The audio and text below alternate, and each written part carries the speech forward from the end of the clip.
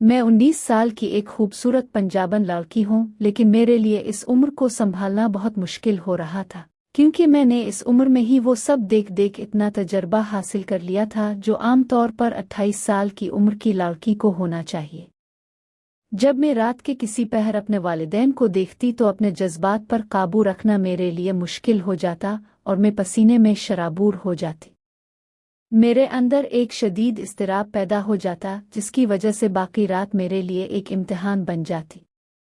शायद यही वजह थी कि 19 साल की उम्र में मेरा ज़हन मुकम्मल तौर पर बर्बाद हो चुका था और मेरे ज़हन में ऐसे ख़यालात आते थे जो एक नौजवान लड़की के लिए नामुनासिब थे।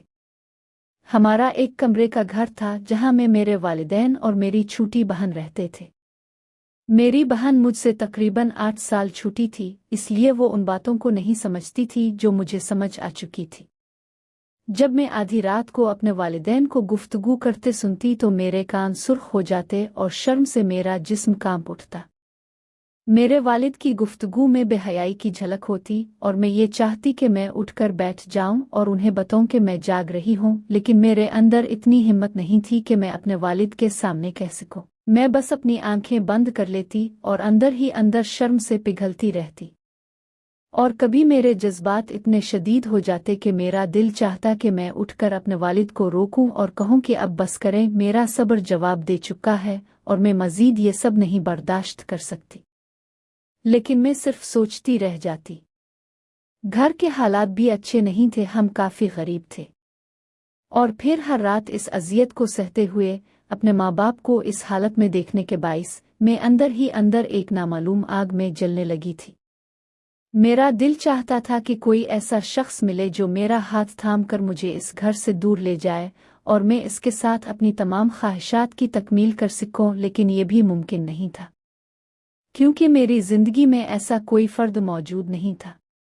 फिर एक दिन मैंने फ़ैसला किया कि मैं घर से बाहर निकलकर एक अच्छी सी नौकरी तलाश करूंगी और साथ ही अपना हमसफ़र भी, और इस एक कमरे की ज़िंदगी से अपनी जान छुड़ा लूंगी, क्योंकि मैं मज़ीद इस तरह तड़पते हुए ज़िंदगी नहीं गुजार सकती थी। फिर जब मैंने अपने वालिद को बताया कि मैं नौकरी करना चाहती हूँ, तो वो ज़ोर से हंसा और बोला कि तालीम के नाम पर तुम्हारे पास कुछ भी नहीं है और तुम नौकरी करोगी, यहाँ तो अच्छा भला इंसान जूते चटकाता फिरता है।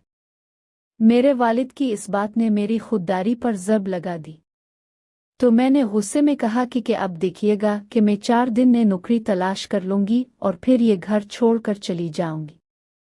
मेरे वालिद ने मेरी बात सुनकर मुझे एक तेज़ नज़र से देखा और कहा कि ठीक है, जाओ और अपना शौक पूरा कर लो, लेकिन अगर तुम्हें नौकरी नहीं मिली तो दोबारा इस घर की दहलीज पार करने के बारे में सोचना भी मत।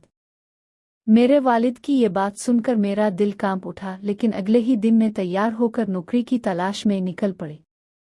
मेरी वालिदा तो किसी तौर पर भी इस मामले में शामिल नहीं थी, क्योंकि वो तो रात भर वालिद की अजियत बर्दाश्त करने के बाद सुबह देर तक सोई रहती थी और जब उठती तो अपने थके हुए वजूद के साथ घर के कामों में मसरूफ़ हो जाती।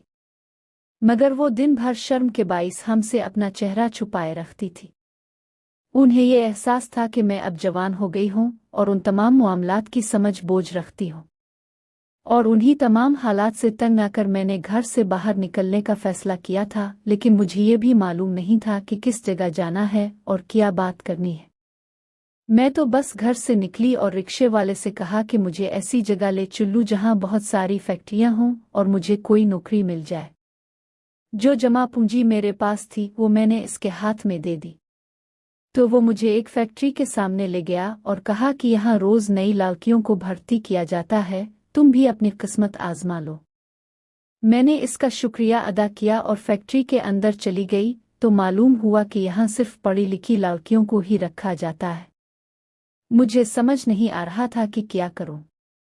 मैं तो अपने वालिद के सामने बड़ी बड़ी बातें करके आ गई थी, तो मैं रिसेप्शन पर बैठी इस लड़की के पास आई और उससे आजिज़ाना गुजारिश करते हुए कहा कि मेरी मालिक से बात करवा दो, मैं खुद इससे अपना मसला बयान करूंगी। तो इसने मुझे गौर से देखा और कहने लगी कि मालिक हर किसी से नहीं मिलते।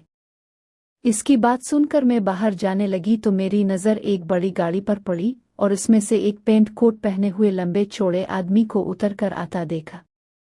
मुझे यकीन था कि यही कंपनी का मालिक होगा। वो तकरीबन 50 साल का था और मेरे वालिद से उम्र में थोड़ा बड़ा था। बेइख्तियार मुझे अपने वालिद की याद आई और उनकी वो बातें भी जो वो रात को मेरी वालिदा से किया करते थे। मुझे यकीन था कि इस उम्र में अक्सर मर्द जज्बाती तौर पर बेकाबू होते हैं। इसलिए मैंने एक सोच के तहत अपना दोपट्टा सामने से हटाया और थोड़ा सा गला नीचे को सिरका दिया, फिर अपने बाल खोलकर उसके करीब पहुंच गई, क्योंकि मुझे किसी भी सूरत में ये नौकरी दरकार थी और साथ ही किसी का साथ भी। फिर मैंने आहिस्ता से इससे मुखातिब होकर कहा, सर मेरी बात सुन लीजिए। इस शख्स ने मुझे एक गहरी नज़र से देखा, फिर मेरे करीब आया और अपने गार्ड की तरफ देखा तो गार्ड ने बताया कि ये नौकरी के लिए आई है। वो शख्स मेरी खूबसूरती को नज़रअंदाज न कर सका और सर से पांव तक देखते हुए मुझे अपने पीछे आने का इशारा करके चल पड़ा। मैं भी बड़ी शान से इसके पीछे पीछे अंदर दाखिल हो गई तो रिसेप्शन हैरत ज़दा रह गई, क्योंकि जब मैं बाहर निकली थी तो मेरा ज़ाहिरी हुलिया बावकार था, लेकिन अब मैं बहुत ज़्यादा खुद को नुमायां कर चुकी थी। मेरी खूबसूरती सबके सामने आ रही थी। फिर मैंने मुस्करा कर रिसेप्शन को देखा और मुझे ऐसा महसूस हुआ जैसे मैंने पहली कामयाबी हासिल ली हो, मगर मुझे ये नहीं मालूम था कि मैंने अपनी बर्बादी के रास्ते पर कदम रख दिया है। मालिक ने मुझे अपने कमरे में ले जाकर मेरे सामने बिठाया और कहा, अपनी फाइल दिखाएं ताकि मैं देख सकूं कि आप काबिल भी हैं या नहीं। मेरे पास तो कोई फाइल थी ही नहीं, लिहाजा मैंने इनकार में सर हिलाया और कहा कि मैं पढ़ी लिखी नहीं हूं, लेकिन नौकरी करना चाहती हूं। तो वो कुछ देर तक मुझे खामोश नज़रों से देखता रहा, फिर उठकर मेरे करीब आया और कहने लगा, तुम पढ़ी लिखी नहीं हो तो तुम्हें नौकरी कौन देगा। मैं कुर्सी पर बैठी थी और वो मेरे करीब टेबल पर कुछ झक कर बैठा था, जिसकी वजह से मेरा सांस रुकने लगा। बहुत मुश्किल से मैंने ये बात कही कि सर मुझे मुलाजमत की ज़रूरत है, क्योंकि मेरे घर की सूरत हाल अच्छी नहीं है। मेरी बात सुनकर वो मुस्कुराया और कहने लगा कि ठीक है, मैं तुम्हें एक मुलाजमत देने के लिए तैयार हूँ, लेकिन तुम्हें